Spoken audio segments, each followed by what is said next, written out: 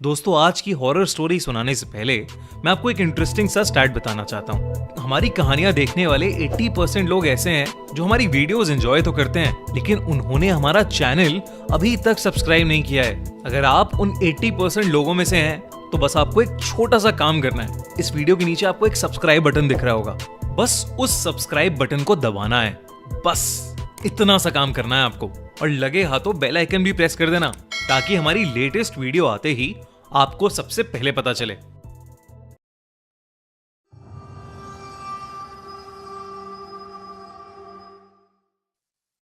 Mahakumbh horror story. आज की ये कहानी थोड़ी अलग है क्योंकि इंडिया के सबसे बड़े मेले महाकुंभ के बारे में है। रौनक त्रिपाठी, एक 19 साल का नौजवान, अपने माँ बाप और बड़े भाई अमित के साथ 2012 में पहली बार इलाहाबाद के महाकुंभ मेले में गया था। महाकुंभ का मेला बहुत पवित्र माना जाता है और इसका अनुभव अस्तित्व को बदलने वाला माना जाता है, पर रौनक के लिए ये एक रिलीजियस ट्रिप से ज्यादा एक एडवेंचर था। उसने अपनी दादी से कई बार सुना था कि यहाँ देव और असुर दोनों के किस्से छुपे हुए हैं और महाकुंभ के समय संगम का पानी अपने अंदर एक अलग सी शक्ति समेट लेता है। रौनक अपने परिवार के साथ संगम के पानी में स्नान करने पहुंचा तो उसने देखा कि वहां हर तरफ लोग मंत्रों का उच्चारण कर रहे हैं और हवा में धूप की सुगंध है। स्नान करते वक्त रौनक ने एक अजीब सी गर्मी महसूस की, जैसे उसके आसपास का पानी उबल रहा हो।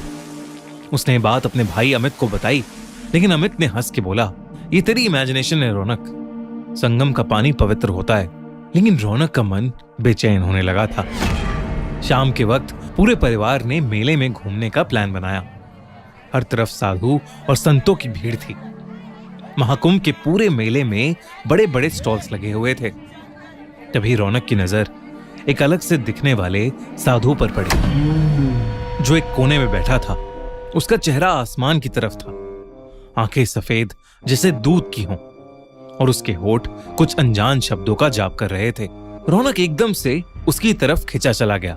रौनक ने अमित से कहा, अमित चलो देखते हैं ये बाबा क्या कर रहा है। वो साधु अपने ध्यान में लीन था और अमित ने रौनक को बोला कि उसे तंग करके उसकी भक्ति को भंग नहीं करना चाहिए। लेकिन रौनक ने अमित की नहीं सुनी और वो बाबा की तरफ चलने लगा। बाबा के पास पहुंचते ही उसने देखा कि वो बाबा अब भी अपने ध्यान में ही लीन थे। उसने उन्हें 2-3 बार आवाज लगाई, पर उन्होंने कोई भी जवाब नहीं दिया। फिर मजाक के तौर पर रौनक ने पास से एक लकड़ी उठाई और बाबा को उस डंडी के तीखे कोने से छुआ। बाबा की आंखें एकदम से खुली और रौनक की ओर गईं। रौनक को लगा कि बाबा शायद उससे गुस्सा हो गए हैं, पर उन्होंने मुस्कुराते हुए रौनक को देखा और कहा, आ गया तू, तेरा ही इंतजार था। रौनक एकदम से थोड़ा घबरा गया। आप मुझे जानते हो बाबा? इस बात का कोई जवाब बाबा ने नहीं दिया, बस उन्होंने अपने गले से एक माला निकाली और रौनक के हाथ में रख दी। बाबा ने कहा, ये ले और रात को ये माला पहनकर सो जाना, कल तुझे सारे जवाब मिलेंगे। रौनक ने बिना कुछ सोचे उस बाबा से वो माला ले ली और वापस अपने परिवार के पास आ गया। उस रात रौनक ने माला पहनकर सोना शुरू किया। जैसे ही उसने अपनी आंखें बंद की, उसके सपने एकदम अजीब और खौफनाक हो गए। उसने देखा कि वो एक अंधेरे जंगल में खड़ा है।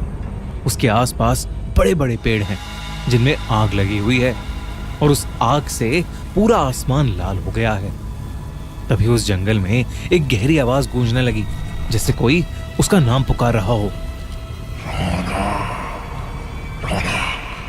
वो आवाज धीरे धीरे उसके करीब आई और एक काले साए के रूप में उसके सामने आकर खड़ी हो गई। उस साए की भी आंखें लाल थीं और उसने अपनी पतली उंगली से रौनक की तरफ इशारा किया। तू मुझे लेने आया था, अब तेरे साथ चलने का समय आ गया। उस साए ने रौनक से ये कहा और एकदम से वो साया जैसे उसके अंदर ही समा गया। रौनक चिल्लाते हुए नींद से उठा। उसकी शर्ट पसीने से भीग चुकी थी। उसने माला को देखा जो एकदम से बहुत ज्यादा खौलती हुई गर्म हो गई थी। रौनक ने तुरंत उस माला को निकालकर जमीन पर फेंक दिया और फिर से चादर तान कर सो गया। अगले कुछ दिनों में त्रिपाठी परिवार के साथ अजीब अजीब घटनाएं होने लगी, जिससे रौनक के पापा की कपड़ों की दुकान में शॉर्ट सर्किट होने की वजह से आग लग गई। उसके भाई अमित को जॉब से निकाल दिया गया और उसकी मां की तबीयत अचानक ही बेहद खराब रहने लगी। इसी बीच रौनक एक दिन अपनी अलमारी साफ कर रहा था और सफाई करते वक्त उसके होश ही उड़ गए। अलमारी के अंदर से उसे वही माला मिली जो रौनक ने कुछ दिन पहले ही फेंकी थी। उसने अपनी मम्मी से बात की तो उन्होंने बताया कि वो माला उन्होंने ही संभाल कर अलमारी में रख दी थी। अब रौनक को यकीन हो गया था कि जो कुछ भी हो रहा है वो शायद उस माला की वजह से ही हो रहा है। उसने इस बार उस माला को जाकर कचरे के डब्बे में फेंक दिया। अगले दिन रौनक अपने रूम में लैपटॉप पर कोई टीवी शो देख रहा था। तभी उसे ऐसा महसूस हुआ जैसे उसके ठीक पीछे कोई खड़ा है।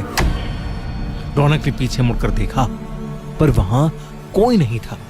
लेकिन जैसे ही रौनक ने वापस मुड़कर देखा, उसके कमरे के एक कोने में वही लाल आंखों वाला काला साया खड़ा था जो रौनक के सपने में आया था। उसे देखकर रौनक इतना डर गया था कि उसकी आवाज ही नहीं निकल रही थी। वो काला साया धीरे धीरे रौनक के करीब आया और बोला, संगम, वापस आ जा। रौनक चिल्लाते हुए अपने भाई के रूम में भागा और घबराते हुए अमित से बोला, अमित, वो साया वापस आ गया है और वो मुझे संगम बुला रहा है। अमित को रौनक की बात समझ नहीं आई। उसने उसे समझाया कि ये सब रौनक का वहम है और वो उसे कल सुबह मंदिर ले जाएगा जिससे शायद उसका डर दूर हो जाएगा। पर रौनक उस रात सहम गया था। अगले दिन सुबह वो बिना किसी को बताए बस में बैठकर इलाहाबाद के लिए निकल गया। बस रात को चाय पीने के लिए रुकी। चाय पीकर जैसे ही रौनक ने वॉलेट निकालने के लिए अपना बैग खोला, उसकी रूह कांप गई। रौनक के बैग में वही माला पड़ी हुई थी।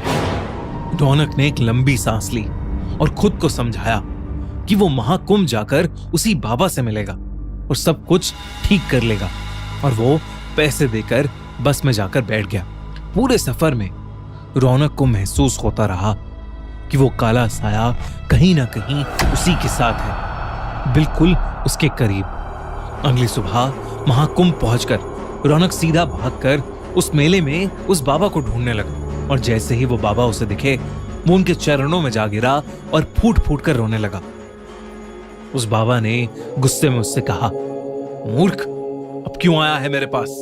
तूने एक साधु की आराधना भंग की थी, अब तू उसका दंड भुगत।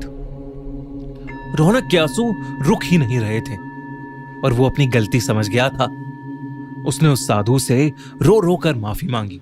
कुछ समय बाद उस साधु को रौनक पर दया आ गई और उसने रौनक से माला वापस लेकर अपने गले में डाल ली। अचानक ही रौनक को माला के जाने के बाद बहुत हल्का सा महसूस होने लगा। रौनक ने देखा कि वो काला साया बाबा के सर के ऊपर खड़ा है और कुछ ही देर में वो बाबा के अंदर ही समा गया। उस दिन रौनक ने एक बार फिर महाकुंभ में स्नान लिया और वो समझ गया कि कभी किसी भक्ति में लीन साधु को डिस्टर्ब नहीं करना चाहिए। घर आकर उसने सब कुछ अपने परिवार को बताया। धीरे धीरे उसके परिवार पर आई प्रॉब्लम्स भी दूर होती चली गईं। रौनक और उसकी फैमिली इस साल प्रयागराज में हो रहे महाकुंभ में फिर से जा रही है। आप में से कितने लोग महाकुंभ के बारे में जानते हैं? और अगर हाँ, तो कितने लोग महाकुंभ में जाने का प्लान कर रहे हैं? हमें कमेंट सेक्शन में जरूर बताइए। और अगर आपको ये कहानी अच्छी लगी तो हमारा चैनल खूनी मंडे सब्सक्राइब करना बिल्कुल मत भूलना।